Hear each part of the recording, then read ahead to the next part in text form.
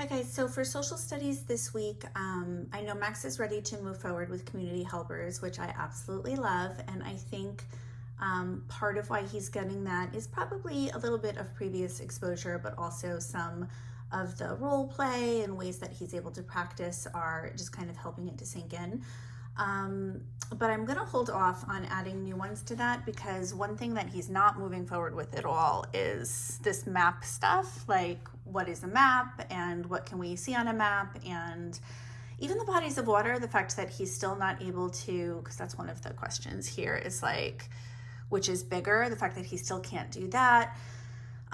So again, I'm not really sure how you guys are practicing this. I had made the video and suggested like using the butcher paper and making drawings and kind of going back over that and reviewing some of the things in the book.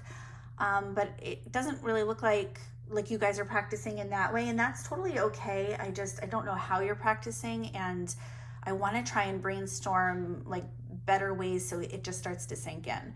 I do know for him the expressive stuff, so being able to tell you what a map is and different bodies of water and landforms and things like that on a map is really hard. That's just hard for him in general, that whole expressive piece. So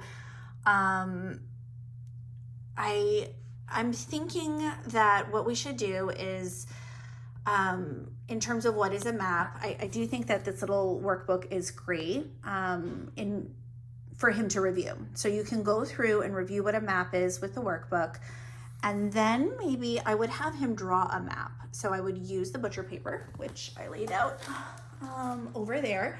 So you can just kind of unroll the butcher paper and then just draw a square on it.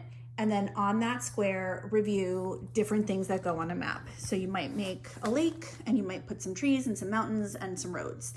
Because really, the whole point really is for his awareness of things, and he doesn't have to say it perfectly, but I want him to articulate some kind of knowledge that he understands.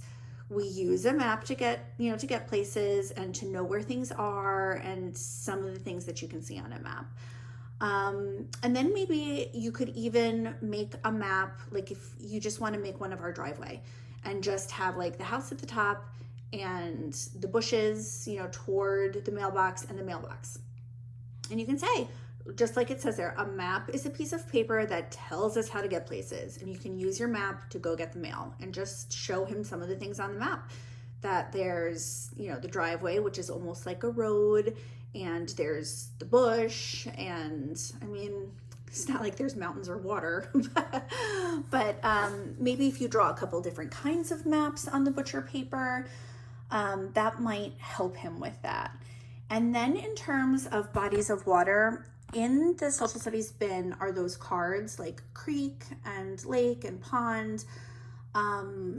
Really, I just want him to be familiar with what those things are. So when you say, what's a creek? I want him to know that's water. And then I also want him just to have a general perception that it's not like the ocean. It's not a huge body of water. It's just it's like a little bit of water, like a stream, a little bigger than a stream or something like that. But I don't expect him to be able to articulate all of that. So, what I was thinking is just, you guys can go over what those things are and use those cards and just kind of lay them out. And then again, just kind of draw. That's the only way I can think for him to really practice that, if you draw it out. And then Elena, I know you went on a nature walk. I don't know if you saw bodies of water. I don't really know how any of that went, but maybe just kind of drawing it out first and then maybe revisiting wherever you went if you saw water, just to give him a little bit of an idea, and then kind of laying the cards out again afterwards. So if you draw it on the butcher paper, obviously the lake is going to be much bigger than the pond, and then you can talk about it, and he can draw little fish in the pond and bigger fish in the lake, and maybe if it's a little hands-on and he's coloring and drawing, and then he can even take his cars and he can drive, then you can have him drive his little matchbox cars. You can say, okay, drive to the lake. And then he can drive his car to the lake on your butcher paper. And then he can drive to the pond and drive to the creek. And then as he's driving the car, you can then have an opportunity to just reiterate, that's right, Max, remember the lake is the one that's bigger. So that way when you go to take your data, which, let's see, hold on, is like here, which is bigger, a pond or a lake, and then you lay out those picture cards, those photograph picture cards that are in the bucket, then hopefully he'll point to the right one. So I don't know, I'm just thinking that is probably the best way to do it. So